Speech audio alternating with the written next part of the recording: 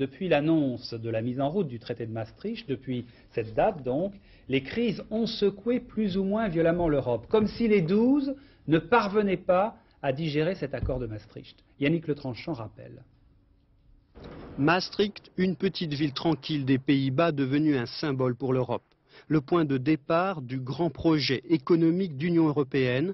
Avant l'an 2000, il s'agira pour l'Europe de se doter d'une banque centrale commune et d'une monnaie unique. Mais il y a bien loin du rêve à la réalité.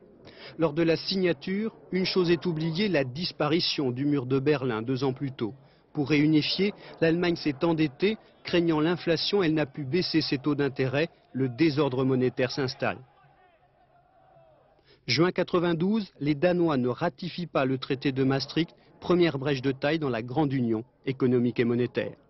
Septembre 92, la Grande-Bretagne en pleine récession est mise à mal par les marchés financiers, la livre est dévaluée de 15% et quitte le système monétaire européen. Les spéculations vont alors bon train sur les résultats en France du référendum sur Maastricht. Le 20 septembre, un petit oui l'emporte, les marchés financiers ne sont qu'à moitié rassurés. Ils spéculent alors sur les législatives de mars 93. Mais dès janvier, Édouard Balladur se pose en défenseur d'un franc fort. Je ne souhaite pas, et je dirais non seulement je ne souhaite pas, mais je ferai tout en ce qui me concerne pour que l'on ne dévalue pas le franc.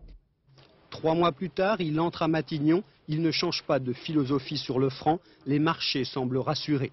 Les taux d'intérêt baissent même peu à peu.